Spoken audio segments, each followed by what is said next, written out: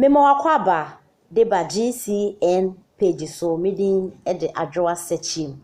Mesrel subscribe to my channel. Found some ya bell on so ubenya notification. And some elkoswa abia ubenye bi etie and ase ubenye bi ashe. NDC amayokuo a omo ewo opposition ena omo ekase. Na omo sema omo keina ne se former President John Dramani Mahama should prepare himself and take the leadership of the NDC party because they have already made up their mind. Say 2024 coming election in Oman Penindada and now Obesanso are contested. Now omo say NDC party no and penifo woman na omo Emma Oman Penindada John Dramani Mahama full support, 100% support, full vim because leader bia enim bi omo de no ebeba. Enti no mo ayo mo adwen say 2024 coming election ede Oman Penindada John Dramani Mahama and omo de no ebe contesting. Na adofo ensem NDC fo ake atwe address so ewo ensem Ghana fo bi ekeka se eye NDC fo omo nsem omo de akodan court say 2020 election na ekoso ewo Ghana ha no omo enomo wini ya yesi boss eye Madam Jane Mensa enwiem ede ama His Excellency Nana Addo Dankwa Akufo-Addo enti omo de omo nsem akodan court say court enhwe no omo nke bi emomo na if possible kro omo tu Nana Addo fi akongwa no so na his Oman Penindada embeye president because omo general secretary Esiedu Ketia abeka wabontin say till say court case no ebewie na omo beka say Oman Penindada eye president no enya dia omo beji atumi say Nana Addo omo president omo do omo ni president bia wo Ghana ha no mo omo ni president bia then na Ghana fo bi HSS ensem ye omo court omo yese na den na de ade na no omo motive eye ba kope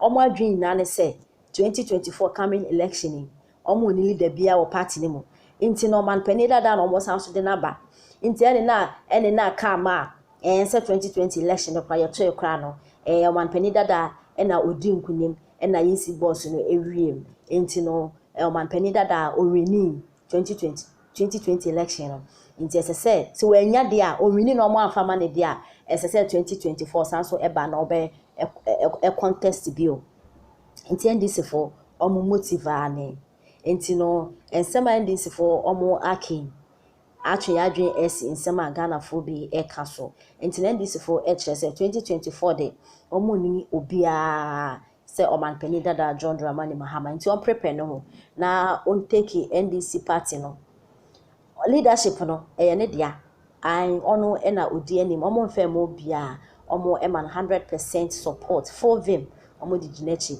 eye coming 2024 ye Oman Penindada ena obedi anim na yenti ensema NDC for etro ede eto omo Facebook page omo etre say John Dramani Mahama should prepare himself and take the leadership of the NDC. He is the only candidate we have who has close to 100% support base of the party. This is not an imposition but common sense. In some way, and I end this for a day at Atuja. Had a secondary school to attend. Instead of coming to Georgia and come and congest the secondary schools in the other areas. And probably if they had finished all those schools, there are 200 of them we're building across the country. We won't have the problem that we're having with double track, where some of the children have to go to school and others stay at home for 3 months. And then when they come, then the others too go and the others come back. Apart from that, if the children are at home, you have to pay money for private teachers to teach them. And one of the teachers told me, he said when the children have sat at home for 3 months, by the time they come to school, what you taught them, they have forgotten. And so you have to spend the next 2 to 3 weeks revising what you taught them before you start teaching them the new syllabus. And so I said, when I come, we'll finish the secondary schools we're building quickly. If we build 200 secondary schools, each of them is capable of accommodating 1,000 students. That will be 200,000 vacancies in secondary school. And so we can spread the children out to all those secondary schools, and we'll bring an end to double track. Government is planning, and government is common sense. And that is what NDC was doing. We're using planning and common sense. And so we started the free SHS step by step. We started with day students. We said day students don't pay any fees. In the following year, in 2016, we started with some of the boarding students in the poorest districts. And we left office, and the new government came and said they are going to implement it immediately. Today, they say our free SHS is the most expensive in the world. Meanwhile, look at the quality. The quality is going down, it's poor. And that's why NDC is coming to make it better.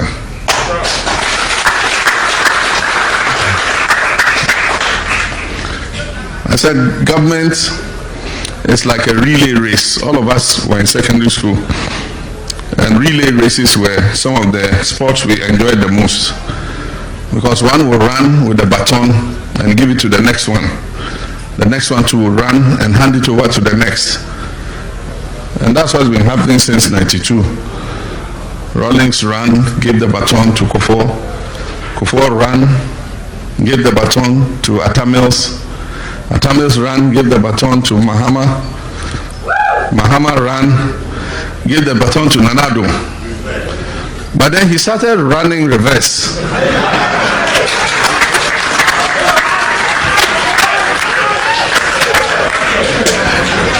Instead of running forward, he started running back. So Mahama has to chase him and collect the baton back from him.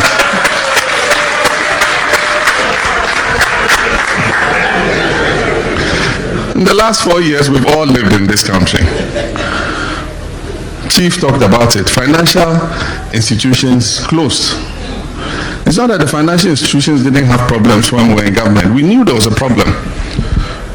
But we realized that the problem was a very complicated one. And so we needed time to resolve it and make sure that you don't throw the baby away with the bathwater. When you bath a baby and the water is dirty, you take the baby out and throw the water away and put the baby back and clean the baby with clean water. But when you go and throw the baby and the water away, what have you achieved? And that's what happened. It needed 9 billion cedis to bail out the financial institutions that they closed down. Instead of investing 9 billion, and it's not money you would have been throwing away, because what we have done is you would have injected 9 billion, taking equity in those financial institutions, and as they become liquid again, you give them back their equity and take your money back. Simple. That's why I said government is common sense.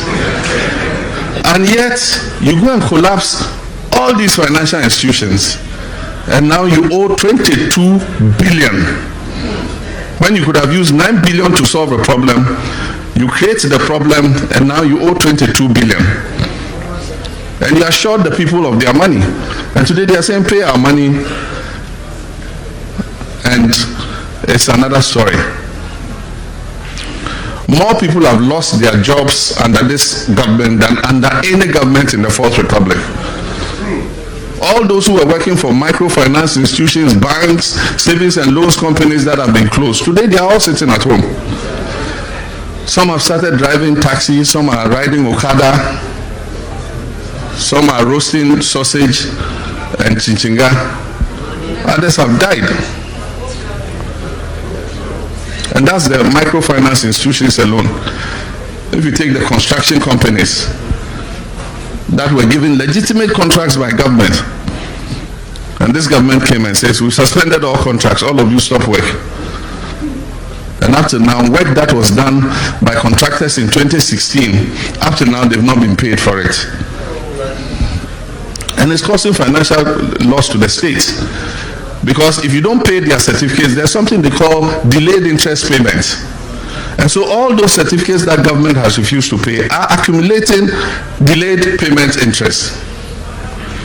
And so somebody's certificate that was 20 million Ghana cedis that you should have paid, today you owe him 50 million.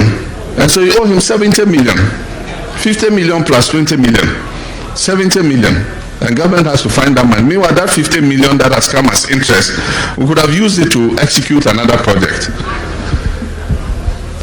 So there is a lot that is wrong with this administration. And that is why come December 7th, 2020, we must change them and let them go back and sit at home, so that a more competent government can come. Honorable Aveji and Co just left Parliament. They had to walk out of Parliament for a reason. Government has 10% in every gold mining concession in this country. That 10% gives royalties to the chiefs and others in the gold mining areas, and it brings money into the government coffers. You alone, you're going to take that gold royalties and going to create a company in what we call a tax haven, offshore company. And you've mortgaged that gold royalties for 15 years in exchange for $1.5 billion. We have only 3 or 4 months to elections.